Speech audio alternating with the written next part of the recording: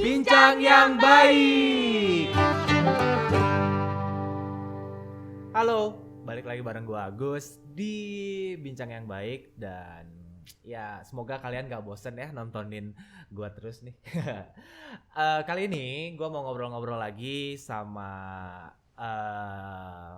salah satu orang yang menurut gue keren lah gitu. Jadi dia menginisiasi satu kegiatan yang ya nanti kita ngobrol-ngobrol. Sebelumnya tidak bosan mengingatkan kalau semua yang ada di sini sudah mengikuti protokol kesehatan dan dalam keadaan sehat sentosa, dalam keadaan tubuh yang sehat gitu. Oke, langsung aja kali ya. Halo Kak. Halo. Halo Ya. teman-teman Earth Hour. Kenalin, nama saya Bea Betari. Saya dari Backyard Plastaval. Oh, Backyard Plastaval. Oke. Tadi kan sempat ngepoin ya Kak ya, kalau apa namanya si Plastaval gitu. Itu tuh Plastaval tuh kayak gimana sih Kak? Cerita awalnya itu ya diceritain dikit aja gitu. Terus kan Backyard Plastaval tuh apa bagian dari Plastaval tuh gimana gitu? Oke.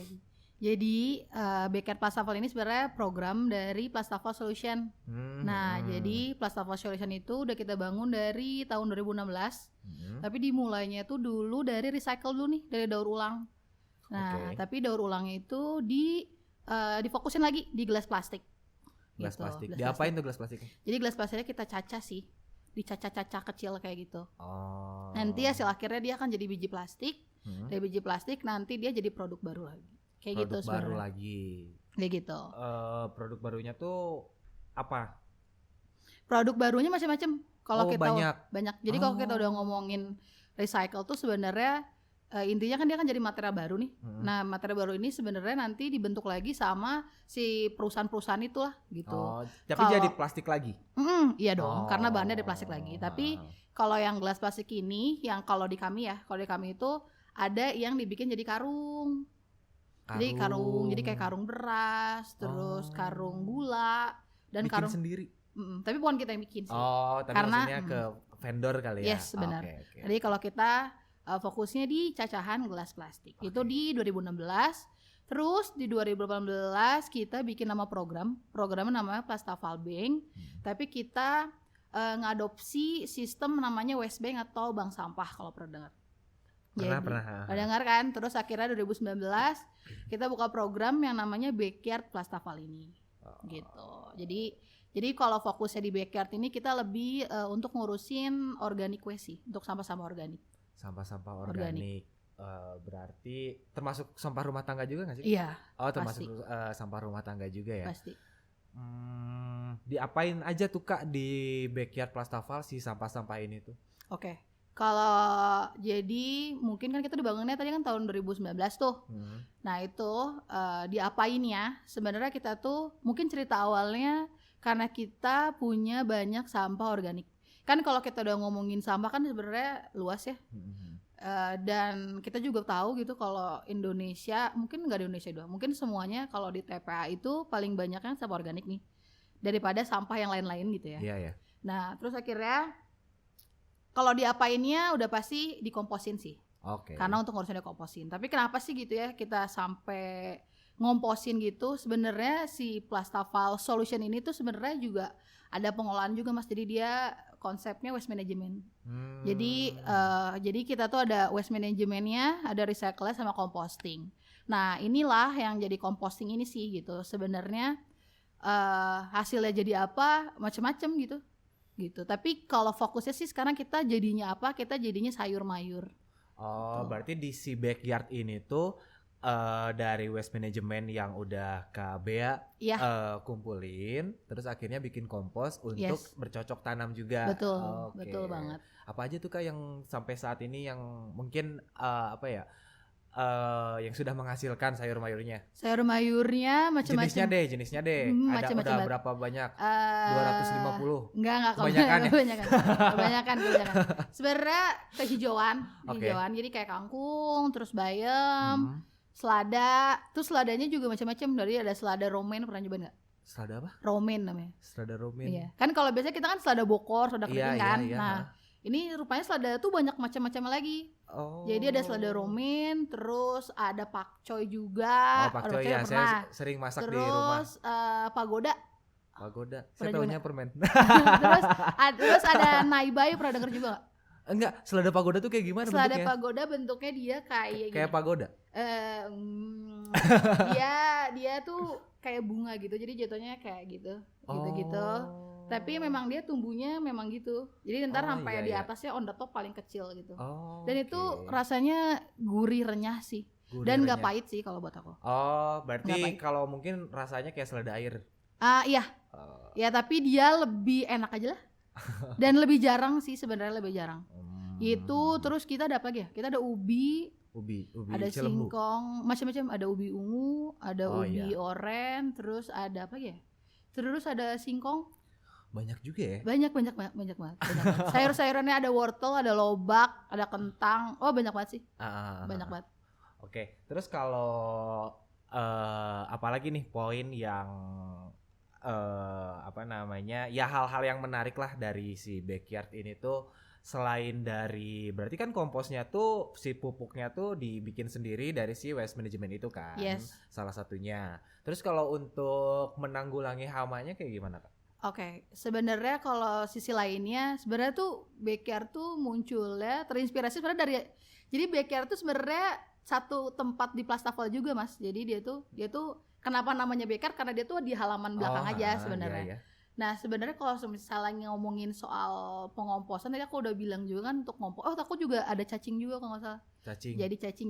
Jadi kita tuh ngomposnya dibantu sama cacing. Nanti mungkin cacingnya diternakin.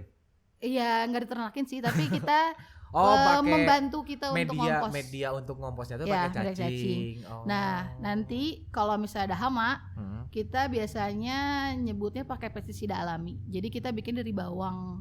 Jadi dari kulit bawang, terus direndam kulit bawangnya, direndam sama daun suren, pernah denger? Daun suren. Ya, jadi ada pohon suren.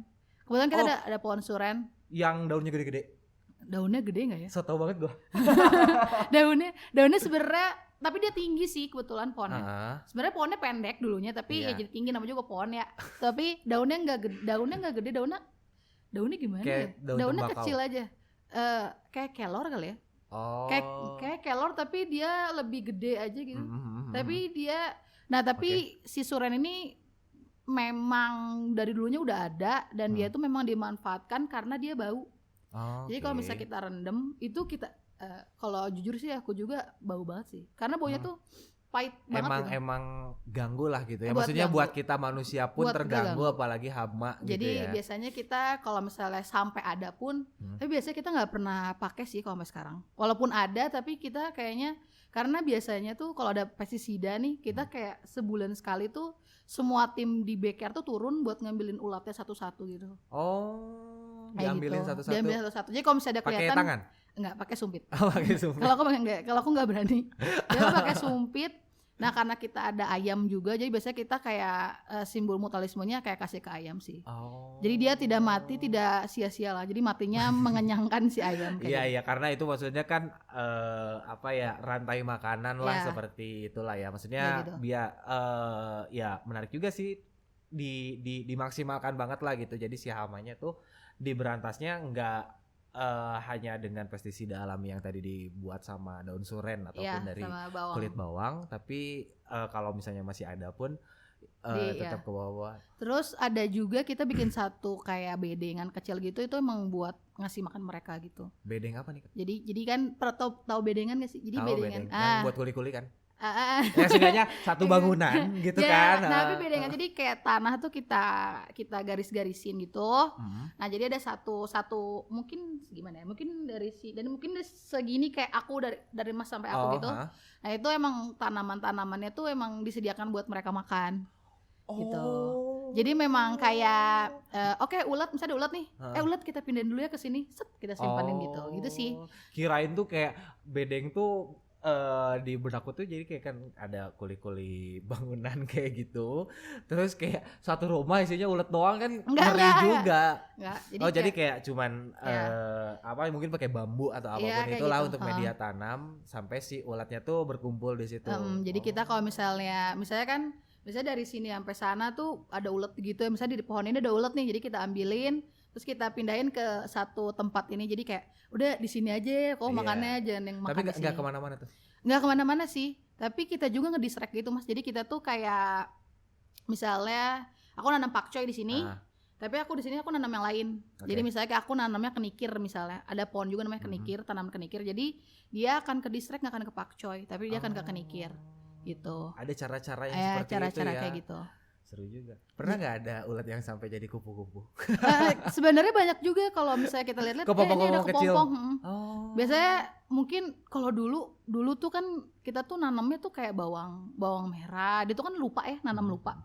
Karena bawang merah tuh kan lama. Nah akhirnya karena kita kebanyakan lihat sampahnya anorganik gitu ya, kertas yang gitu-gitu, kupu-kupu jarang ada. Tapi selama kita jadi nanam, terus kita juga nanam bunga kan, beberapa bunga matahari dan lain, jadi banyak ya itu, ada banyak kupu-kupu gitu. Sebenarnya lihatnya senang aja sih gitu lihatnya, jadi kayak oh ini ada kupu-kupu ya baru. Dan itu pertama kali lagi aku lihat kepompong sih. Mungkin dulu zaman kecil banyak banget kan, ya maksudnya main ke kebun. Iya, kan, berarti anak kebun juga. Karena saya hidup di kampung, jadi sering tuh kalau saya main ke kebun tuh pasti ngeliat kepompong atau apalah gitu. Dan sekarang udah banyak bangunan tuh, udah jarang banget sih. Nah mungkin boleh tuh main lah ke Plaza Naval ya, kita lihat kepompong. Disempatkan ngeliat kepompong. Lihat kepompong doang. Berarti cukup menarik ya, maksudnya si Plaza Naval ini kalau misalnya KBA main PS juga, main PlayStation. Ya, itu, Harvest Moon. Harvest Moon hidup seperti Harvest Moon, dan itu jadi cita-cita aku juga sih untuk bisa. Tapi sejujurnya gara-gara Harvest Moon juga jadinya pengen begitu sih sekarang. Ada, jadi kalau rencananya sih kalau mau punya beternak rezeki, juga jangan-jangan. Pengen punya sapi satu sih. Kayaknya seru aja kayak mau gitu tiap hari. Soalnya kan kalau ayam udah ada kan, udah ada, terus kita ada angsa. Jadi dia angsa tuh ada soang, jadi dia suka kuek-kuek, itu kan seru kan. Yang ini kuek-kuek, yang ini ayam gitu. Terus ada kelinci juga kan kita, terus akhirnya suara apa lagi nih yang kurang? Oh iya sapi atau kambing, tapi mahal kan. Jadi oke, tahan dulu.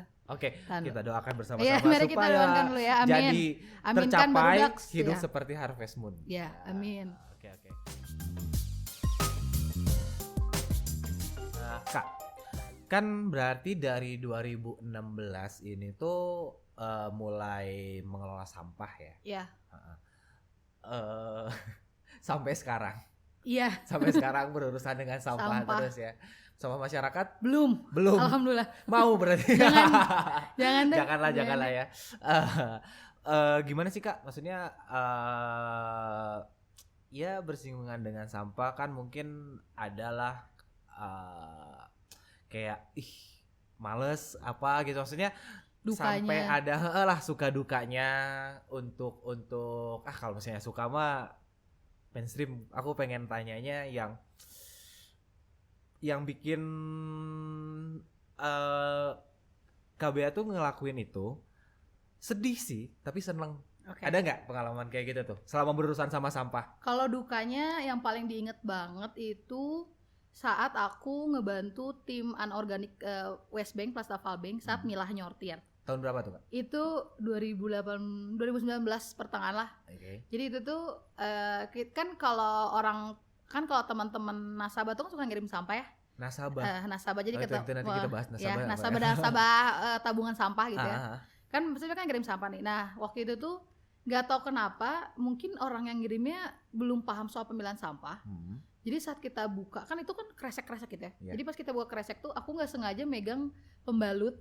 Itu tuh entah gimana ceritanya pembalutnya tuh masih adaan. Jadi itu tuh pertama tuh awalnya botol, ada tisu. Nih sebenarnya agak ini kok bentar ya. Ini ada tisu. Waktu itu masih mikir normal aja. Oh ya udah mungkin tisunya dikit, terus ada kertas, oke lah. Tapi pas dicapluk gitu ya. Terus mohon maaf nih ini kok agak basah ya gitu.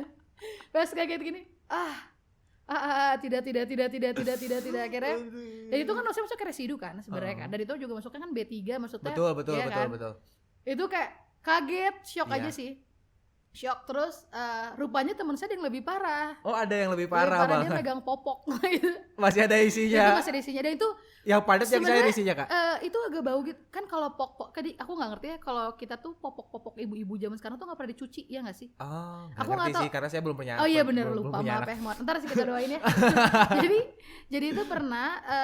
Jadi aku baru sadar juga sih rupanya tuh memang ibu-ibu atau aku nggak tahu kenapa popok tuh nggak pernah dicuci bersih. Jadi memang kalau ada pupnya tuh langsung dilipat-lipat buang, lipat-lipat buang. Dan itu emang waktu itu benar, ini kok baunya nggak asing. Jadi pada saat itu ini kenapa ya baunya kok mirip, kok bentar ini ada dua nih gitu, ada ya itu pemikiran mungkin ini dia coba buang angin atau enggak tim yang sana buang angin kecium angin gitu. Gila banget sih anginnya ya.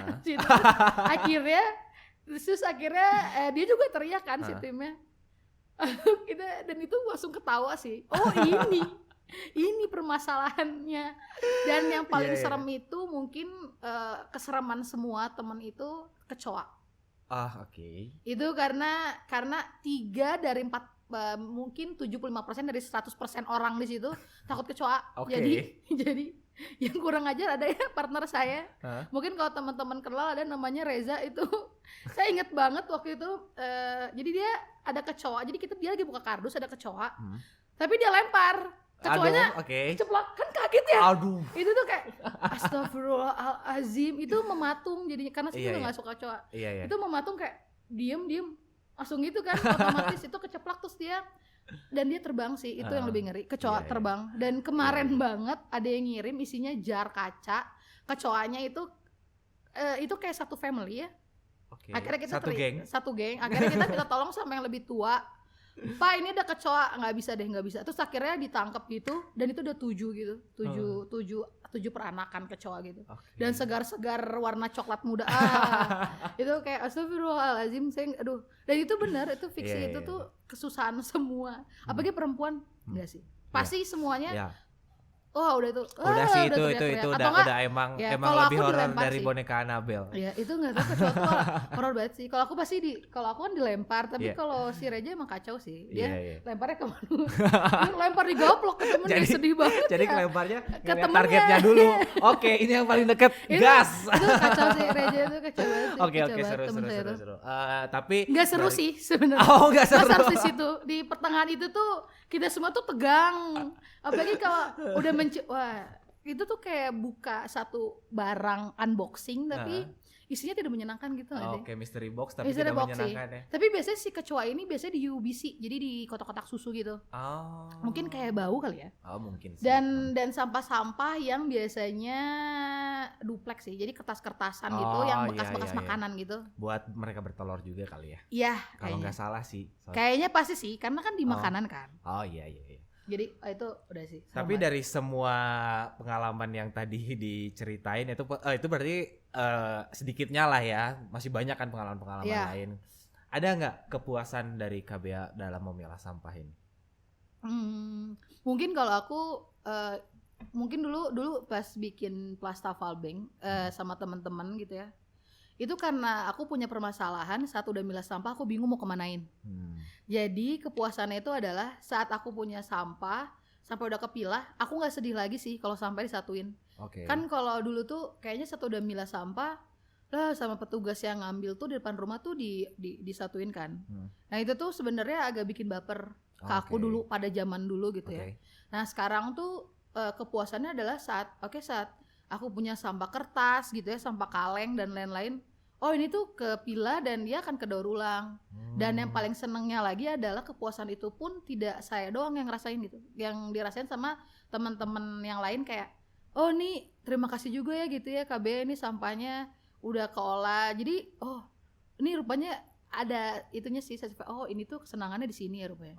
Bisa itu sih, bisa dengar orang-orang bilang, akhirnya saya tidak pusing lagi gitu mau buang kemana ini, takutnya dia malah di mana. Ini kan jadi satu arah kan semua. Itu sih yang paling senang.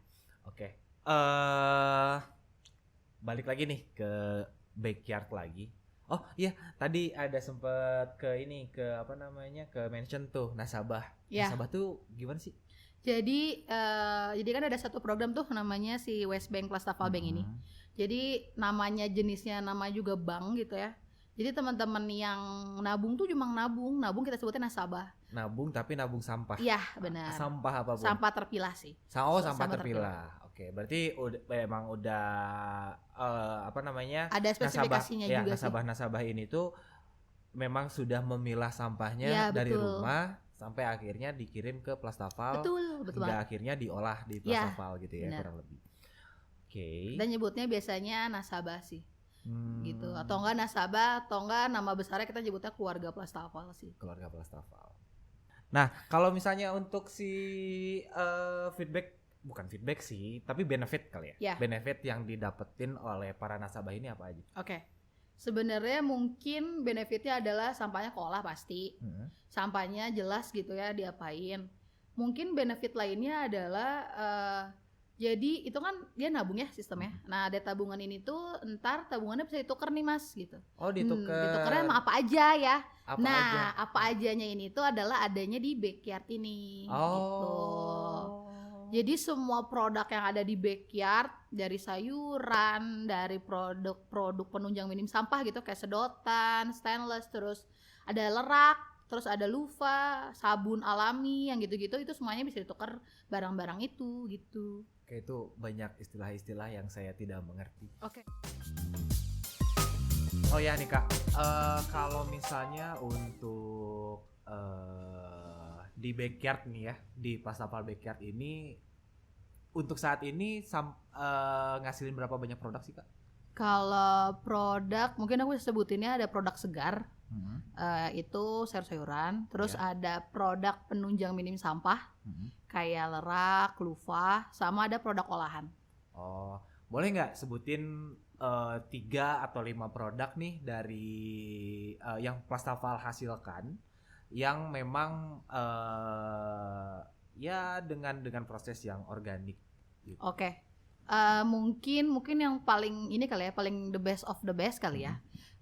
Satu ada produk sayuran, terus kedua ada komposter cacing. Terus 3 ada lerak. 4 ada loofah atau spon alami. Terus 5 ada meshbag. Tadi apa namanya? Komposter cacing deh. Iya. Komposter cacing itu jadi kita kan kalau di Backyard itu ada pengoposan.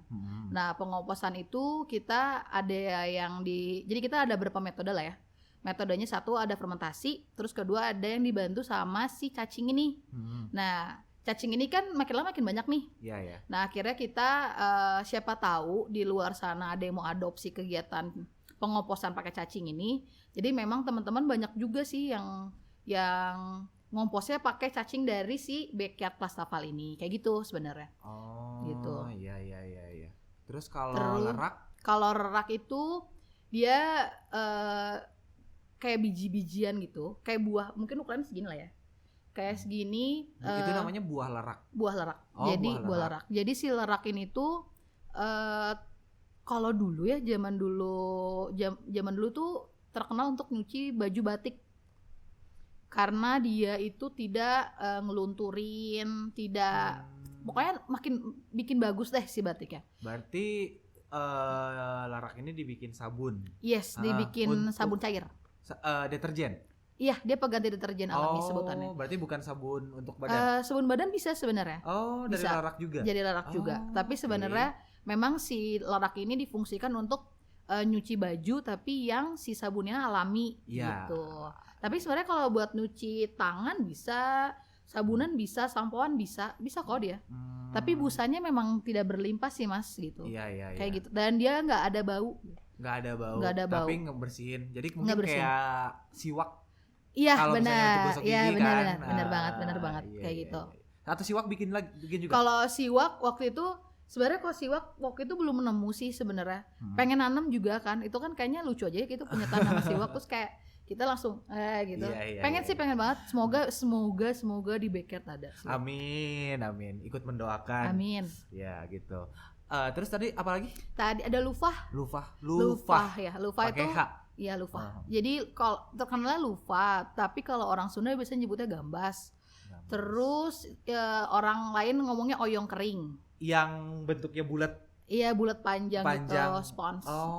Jadi dia kan kalau kita tuh kan biasanya kalau spons itu kan nggak bisa didaur ulang ya. Dan tidak bisa terdekomposisi sama tanah. Nah kalau si loofah ini tuh bisa dikomposin, jadi hasilnya balik lagi ke tanah deh, kayak gitu. Iya, aku pernah juga tuh karena anak kampung. Jadi itu dipakai buat mandi nggak sih? Iya benar. Iya, buat ngegosok zaman juga dulu kan. Banget. Zaman dulu emak-emak kita kan. Iya gitu, karena aku sempet pakai sih. Itu loofah ya namanya. Namanya loofah. Loofah. Orang sih nyebutnya gambas kali ya, terkenalnya kalau di Sunda gitu. Oke. Berarti tapi kalau misalnya di Plastaval ini dijadiin spons untuk nyuci piring juga. Nyuci piring, ada yang buat mandi juga.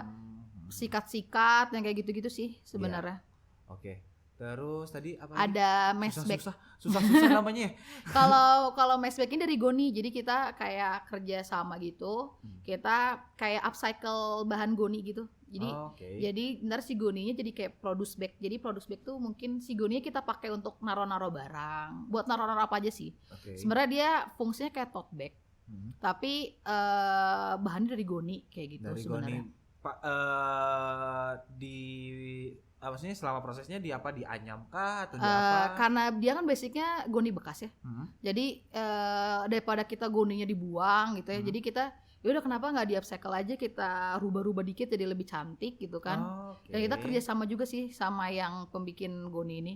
Terus akhirnya pada kenyataannya gitu ya, kalau misalnya si Goninya rusak atau bolong ya tinggal dikomposin lagi sih sebenarnya.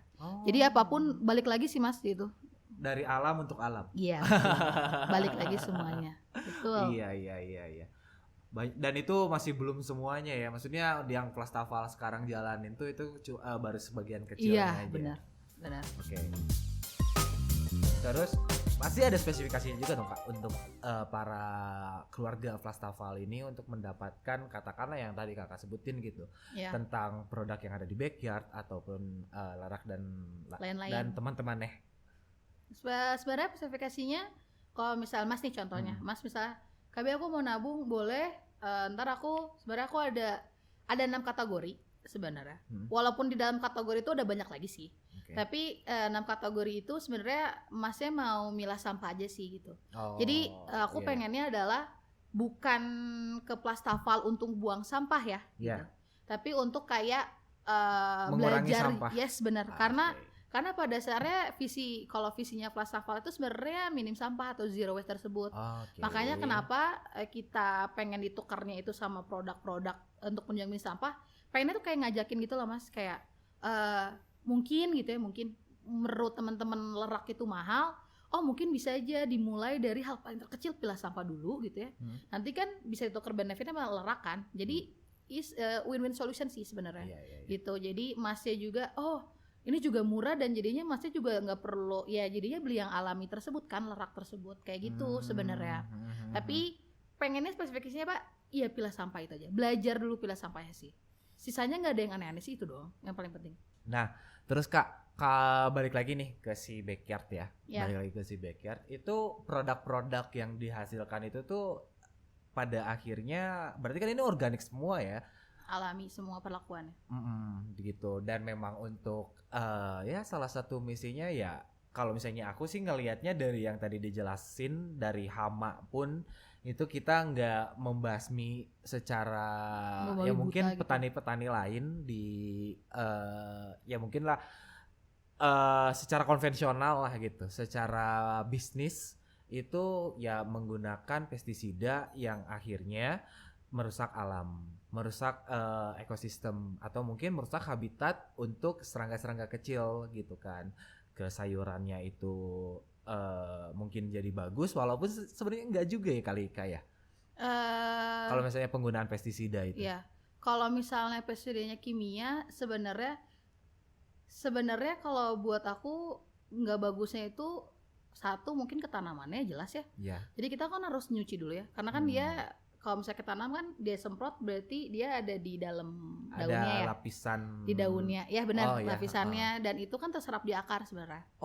Jadi kalau misalnya contoh dia ini mungkin aku sadar tuh saat kita misalnya disemprot pupuk bunga kalau di buah gitu ya. Pupuk buah Ada pupuk bunga sama ada pupuk buah.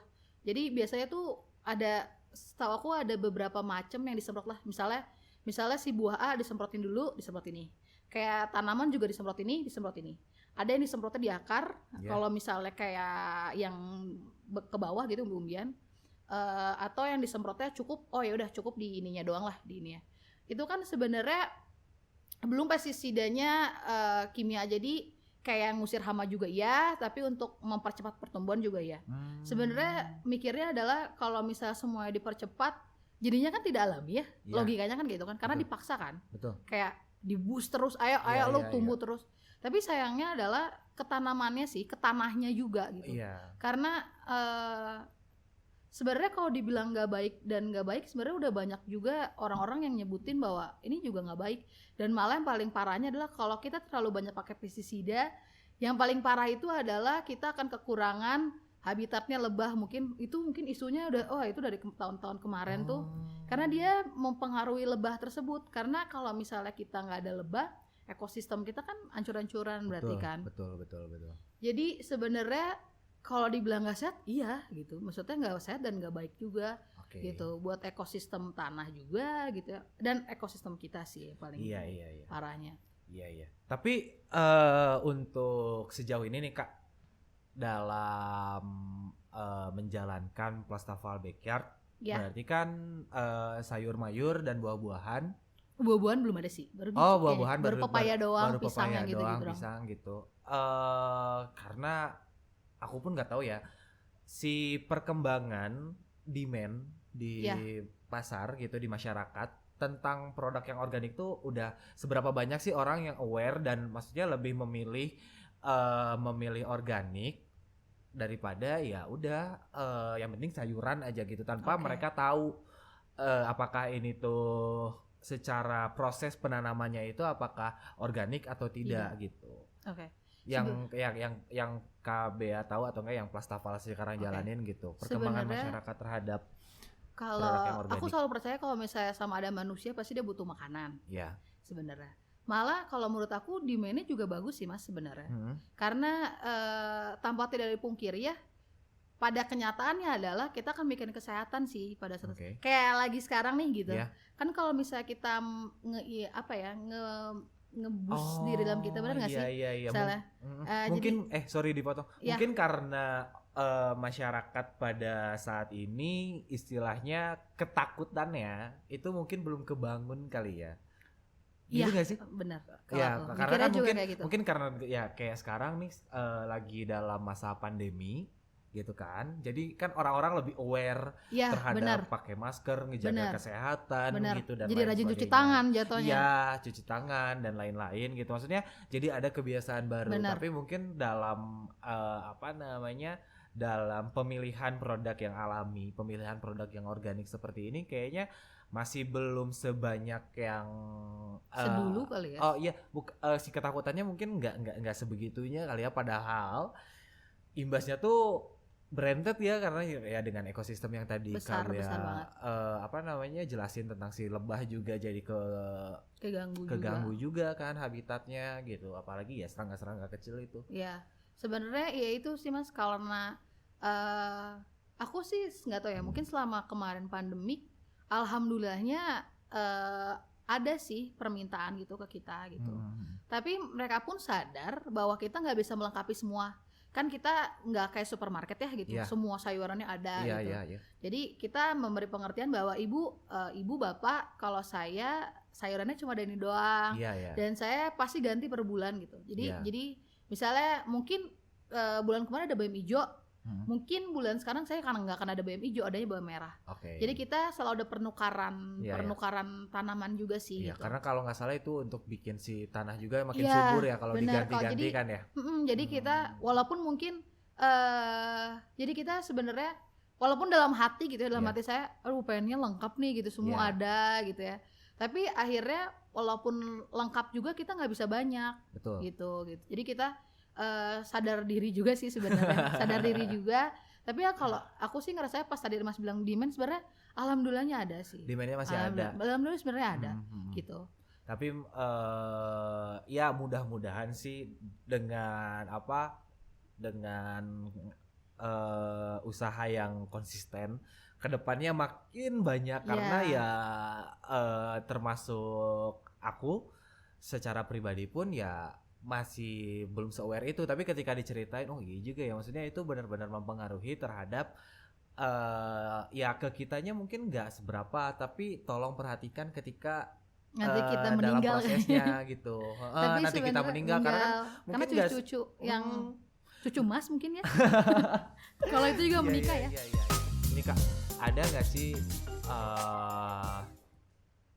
yang mau KBA sampaikan nih ke teman-teman yang mungkin sampai saat ini masih belum aware tentang hal yang istilahnya penting loh untuk memperhatikan produk-produk yang kita konsumsi dan secara alami itu kayak gimana gitu buat bikin teman-teman sadar gitu kalau oh iya ini tuh penting gitu.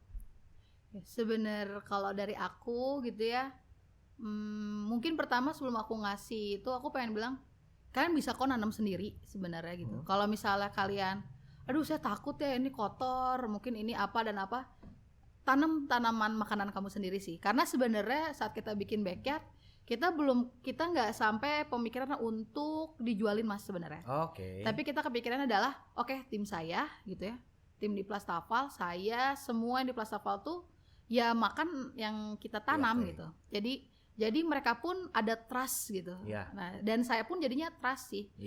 Dan karena ada relationship gitu ya di dalam hal proses itu, saya terus Reza terus tim-tim di belakang Plastafal semuanya jadi sadar bahwa kita tuh harus nolong ekosistem tanah yang ada di kita gitu. Jadi karena kan mikirnya oh iya ya kita tuh kita udah dikasih makanan sama tanah kita, masa kita gak ngerawat gitu.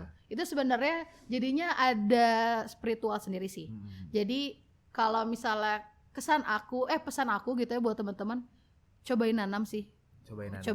Karena nanti sebenarnya bukan tanaman doang gitu ya atau hasilnya doang kita pangan. Kalau buat aku itu lebih ke spiritual sih. Jadi kayak oh damn, gue tuh harus jaganya tuh rupanya begini ya, rupanya tuh Allah udah ngasih hal yang gila nih, Allah tuh udah baik banget, lu ngasih ini masa nggak dijaga, lebih ke situ sih.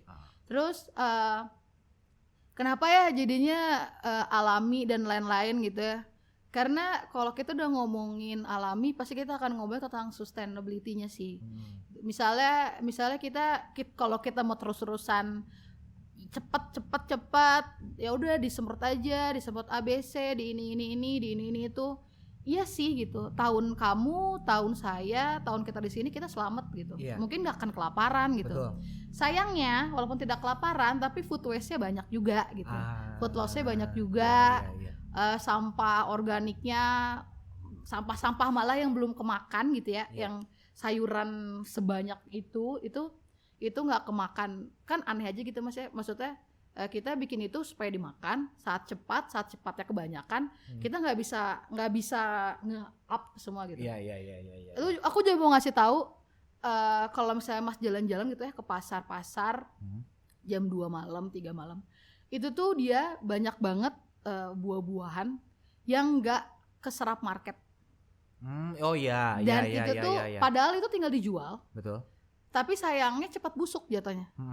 Mungkin itu kelemahan pakai kimia kayak gitu. Itu saya ngalamin bahwa itu cepat banget yang namanya pembusukannya cepat. Kalau organik gitu ya, yang kayak contoh kayak sawi hijau atau caisim, saya simpen 2 hari 3 hari di tempat biasa gitu ya, di suhu yang suhu saya gitu ya, di suhu di Plastafal yang lumayan dingin lah kayak gitu, itu dia awet gitu. Dan dia nggak cepat membusuk lah gitu. Jadi food loss-nya nggak hilang gitu. Jadi akhirnya saya sadar, oh berarti manfaatnya tuh bukan kesehatan doang, tapi jangka panjangnya adalah oh ini tuh awet rupanya ya, gitu, tahan lama. Betul. Sedangkan kalau misalnya kita pergi yang dengan sistem konvensional, yang pupuk sana, pupuk disemprot dan yang lain-lain gitu, itu tuh food loss-nya gila-gilaan loh mas, benar-benar edan gitu sampahnya. Kayak mangga aromanis tuh, yang kan kemarin tuh kita lagi panen banyak kan mangga aromanis tuh Indonesia tuh, dan itu tuh di pasar tuh sumpah, itu tuh banyak peti-peti yang gede-gede tuh nggak keserap karena mau dijual udah besok udah kayaknya 5 jam 8 jam lagi busuk nih gitu. Iya. Dan si market tuh nggak mau. Betul. Makanya kan yang selalu segar ya gitu. Itu kan. Iya. Jadi ini tuh ngefeknya tuh gila sih sebenarnya gitu. Betul. Okay. Jadi selain pengawetan itu dan yang paling seneng adalah tanahnya sih. Jadi kita tuh tidak memaksakan tanah terus. Jadi pernah dengar nggak sih ada beberapa tanah-tanah yang rusak karena ya dia awalnya perkebunan tidak dijaga gitu ya ekosistemnya. Sekarang cuma tandus gitu. Iya betul. Dan itu kan jadi kan unsur hara kan ya sebenarnya maksudnya oke gitu ya selama 4 tahun kau bisa dapetin berapa M tapi tahun ke-5, tahun ke-6, tahun ke-7, tahun ke-8 itu untuk ngebalikin unsur haranya lagi itu butuh beberapa M gitu untuk itu sih sebenarnya. Jadi seharusnya sih menurut aku gitu ya kalau kita emang mau sustain terus kita nggak pengen 2050 nggak akan ada makanan gitu ya. Harusnya sih kalau bisa sih alami lah gitu. Dan harusnya konsumennya juga harus meminta itu sih supaya demand-nya tinggi. Nah, itu kan sebenarnya ya, takutnya malah orang-orang bodo amat gitu kan. Jadi memang ya itu sih gitu. Dan itu pun juga terjadi dengan aku. Kampanyenya pun kita mengajak si konsumen untuk memilih yang alami ini loh gitu. Ini loh manfaatnya tuh enggak sekedar ini doang gitu. Ya. Panjang. Oke. Ya berarti teman-teman kalau misalnya istilahnya mager untuk mengeluarkan budget lebih tinggi mungkin karena produk organik terlihat lebih mahal tapi efeknya itu ya jangka panjang gitu. Ya. Kalau mahal tanam sendiri. Itu makanya yang mau aku sampaikan. Cobain tanam sendiri gitu dan atau enggak ya kalau misalnya penasaran itu mungkin bisa dicoba sama teman-teman di rumah kali ya untuk beli yang alami, beli yang pakai pestisida, bandingin deh gitu. Bener, beda bandingin sih. Aja beda. Lebih gitu. Manis biasanya kalau yang alami. Iya dan ya kesehatan terus kesehatan diri sendiri, kesehatan tanah, kesehatan ya ini tuh banyak banget aspek yang ini. Oke. Kurang lebih itu aja sih Kak. Udah aja ini? Udah aja. Oh ya udah tuh. Nanti kasihan kelamaan. Iya. Nanti bosan. Bosan ketemu saya lagi kayaknya. Iya. Ya atau enggak kalau misalnya pengen ngobrol-ngobrol atau pengen tahu tentang kegiatan-kegiatan Plastafal ada Instagramnya Kak? Ada. Boleh teman-teman untuk nge-follow IG-nya. Kita ada punya IG, 3 IG malah. 1 ada Plastafal, 2 ada Plastafal Bank, 3 ada Beket Plastafal. Jangan lupa di-follow. Oh iya, satu lagi. Tanggal 20 Plastafal mau buka toko. Jadi mungkin kalau misalnya teman-teman gabut gitu ya, terus teman-teman bisa banget datang ke Plastafal, lihat pemilahan sampah. Terus lihat sistem composting kita tapi tentu dengan beberapa protokol kesehatan. Iya, itu jangan dilupakan. Oke. Ya. Terima kasih banyak Kak Bea udah ngobrol-ngobrol, udah sharing tentang tadi banyak banget lah sampah, terus waste management, kompos dan lain sebagainya.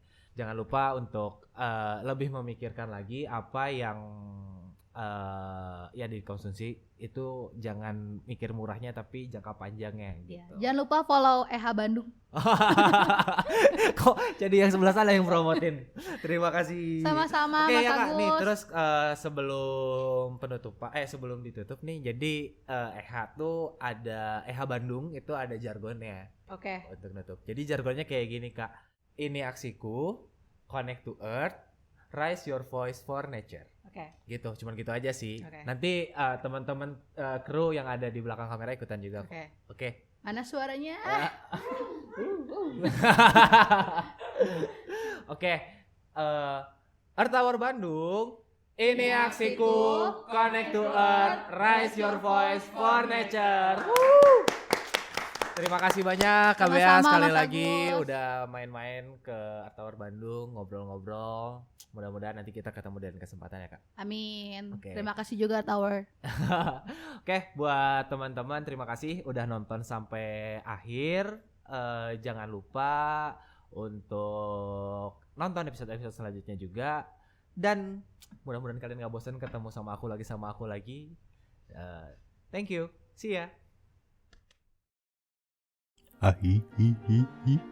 Terima kasih Sobat EHA udah dengerin episode ini sampai selesai. Kamu bisa klik video lain yang ada di layar atau link yang ada di deskripsi agar kita bisa jadi konsumen yang cerdas. Oke.